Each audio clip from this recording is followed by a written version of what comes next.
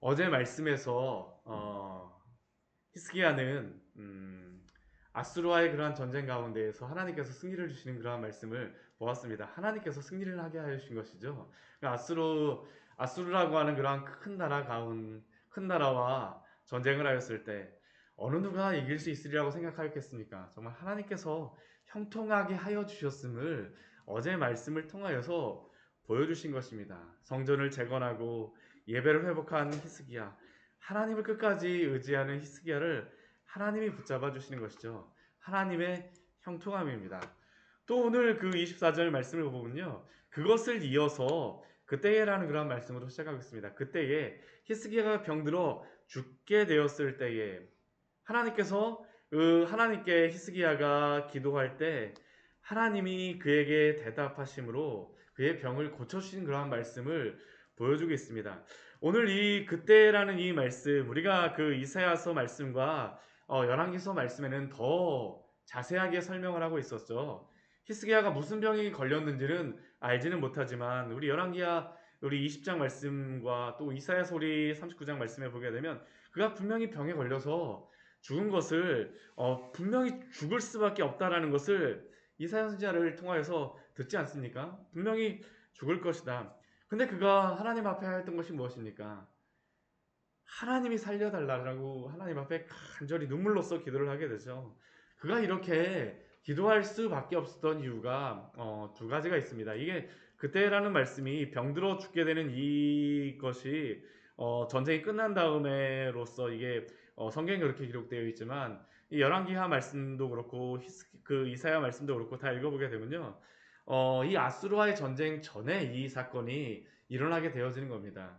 이 전쟁을 앞두고 나서 아수르가 침략할 것이다라는 것을 알고 있는 이 히스기야가 자신의 죽음을 앞두고 그 풍전등화 같은 그 나라의 그러한 위협을 보면서 하나님 앞에 기도할 수밖에 없었던 것이죠. 하나님 앞에 기도합니다.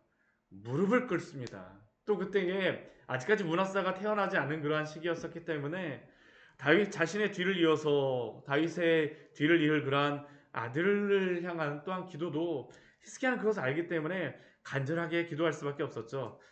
그때 그 히스기야가 하나님 앞에 그 히스기야 그렇게 기도하였을 때에 이사야 선지자를 통해서 그 병을 낫게 해주시라는 그 말씀을 듣게 됩니다.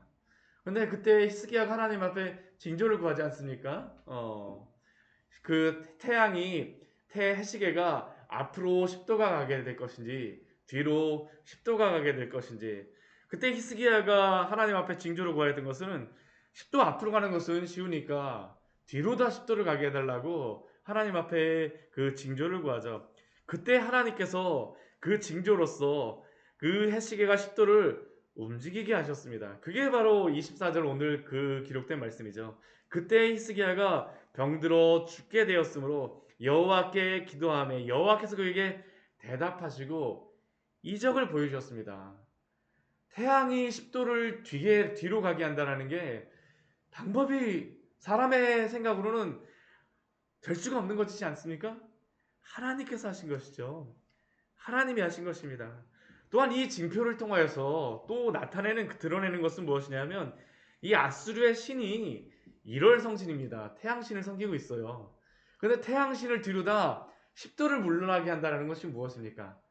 하나님의 아수르에 대한 승리도 이것을 통하여서 히스기야가 간구하는 것이죠. 하나님이 승리를 주시겠다라는 것입니다. 그리고 병에 나았을 뿐만 아니라 그 다음에 무엇이 일어난 겁니까? 전쟁에 승리하게 되죠. 이게 히스기야를 통하여서 그 주신 그러한 큰 은혜입니다. 이적을 베풀어 주셨어요. 기적을 보여주신 것입니다. 근데 이때 히스기야가 한 가지 죄에 빠지게 되죠. 그게 무엇입니까? 오늘 25절 말씀과 같이 그 이적을 보여주셨으나 히스기야의 마음이 교만하게 되어진 것입니다. 하나님 앞에 교만한 것이죠. 이 교만함의 내용이 무엇인지를 알 수는 없으나 분명하게 여기 역대하 말씀에서 나오지 않지만 열왕기하와 이사야 말씀을 보게 되면 바벨론의 그 무로닥 발라단이 사신을 보내었을 때에 왕궁에 관한 모든 보물을 보여주는 그러한 게 나오지 않습니까? 아직까지 그 아수르만큼 그 강력한 나라는 아니라 할지라도, 그러나 하나님의 그 영광을 드러낸 것이 아니라 자신의 그러한 승리와 그러한 것들을 보여주면서 자신의 교만함을 드러냈던 것이죠. 이것은 무엇이었었냐 하면 하나님의 영광이 아닌 자신의 그러한 영광, 자신을 높이는 그러한 것들을 나타낸 것입니다.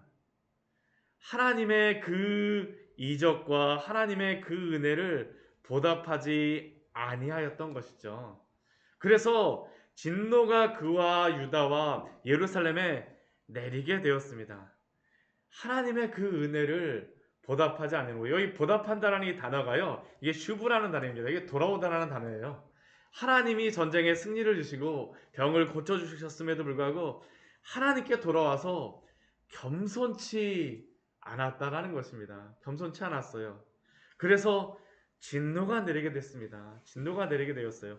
이게 역대하 말씀에서 계속 우리가 보는 그런 말씀 아닙니까? 하나님 앞에 겸비치 않고 하나님 앞에 교만하게 되면 하나님이 그 죄에 대해서 심판을 하시죠. 책임을 물으세요. 그런데 이렇게 히스기야가 교만할 때에 은혜가 있습니다. 바로 우리 26절 말씀을 보면 바로 무엇이 나옵니까? 히스기야가 마음의 교만함을 뉘우치고라고 말씀을 하죠. 이게 또 다른 그 역대하의 그 주제 아닙니까? 교만하면 하나님께서 낮추시지만 아무리 교만하고 죄악을 행한 자라 할지라도 그 자리에서 돌아와서 하나님께 회개하면 하나님이 회복시켜 주시는 것이죠.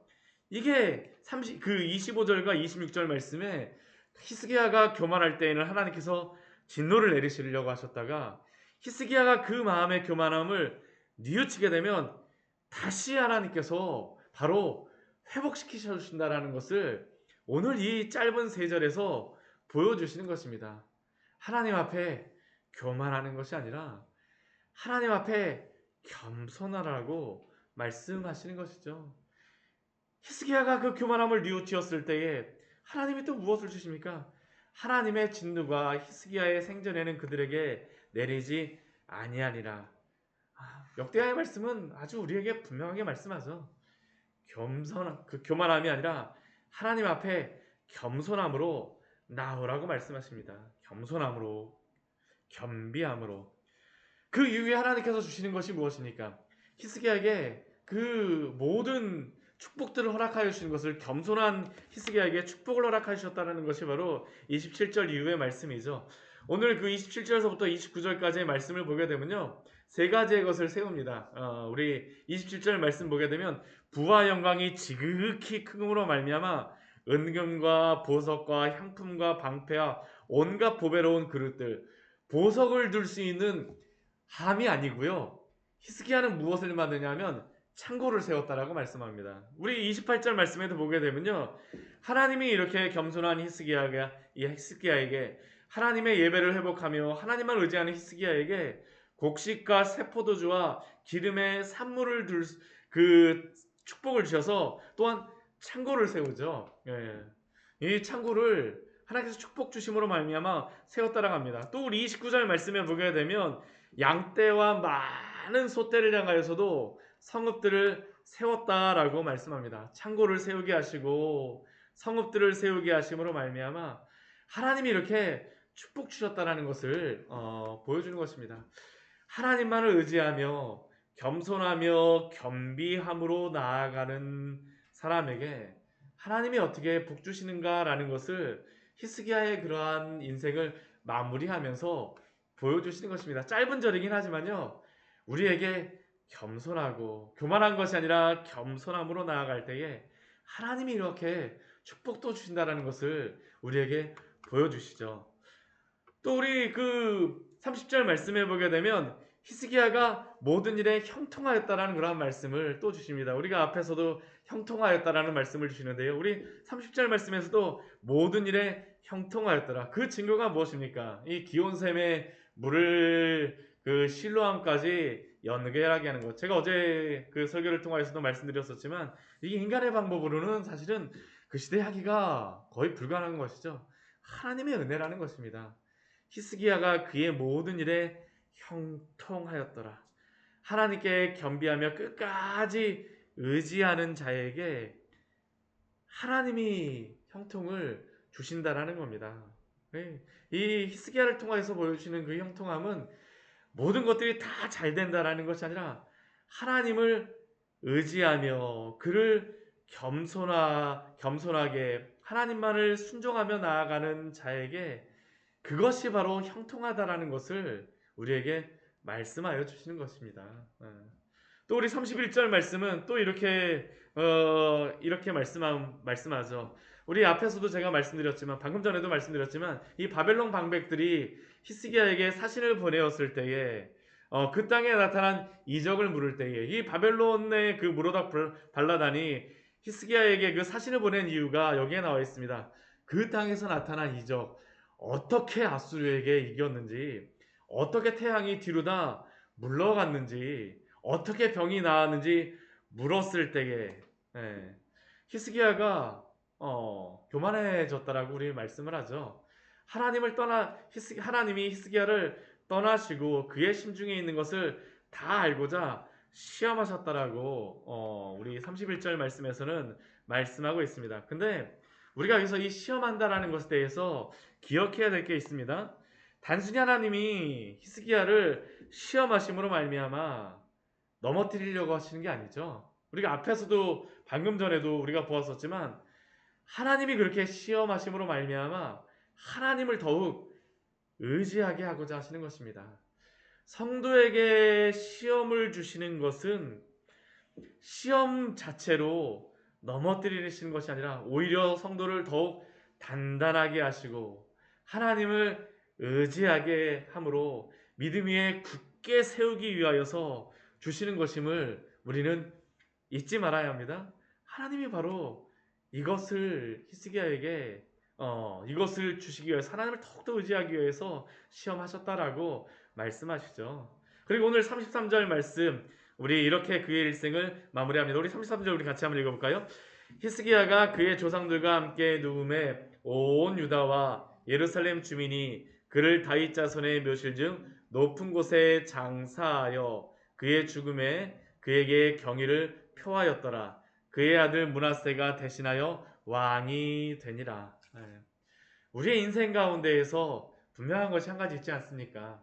아무리 히스기야가 이렇게 하나님 앞에 하나님의 말씀을 순종한다 할지라도 누구라 할지라도 죽음을 맞닥뜨릴 수밖에 없습니다. 그러나 하나님이 히스기야에게 주시는 그러한 그 축복이 있었죠. 다윗 자손의 묘실 중 높은 곳, 가장 좋은 곳에 장사될 수 있는 그의 조상에게 돌아갈 때에 가장 좋은 곳에 장사할 수 있도록 이것은 그와 함께하였던 모든 백성들이 히스기야를 경의를 표함으로 말미암아 주신 그러한 축복입니다. 우리 성도들에게도 이러한 축복이 하나님이 약속해 주시지 않습니까? 우리가 하나님의 나라에 갈 때에 우리를 가장 좋은 곳 하나님의 나라에 인도하심으로 말미암아 하나님의 그 큰 상을 우리에게 누리게 하여 줄 줄 믿습니다. 오늘 히스기야의 그러한 인생 마무리하면서 짧은 그러한 절이지만 하나님을 겸손하게 의지하는 자에게 어떠한 축복을 주시는지 또한 그 하나님을 겸손하게 의지하는 자에게 어떻게 형통하게 하시는지 시험이라고 하는 것조차도 하나님을 더욱더 의지케 하시고자 하는 그러한 축복임을 우리에게 말씀하여 주십니다. 오늘 하루의 삶 속에서도 하나님만 의지하십시오. 하나님이 오늘도 함께 하실 때에 그것이 바로 우리에게 축복인 줄 믿습니다. 같이 기도하도록 하겠습니다.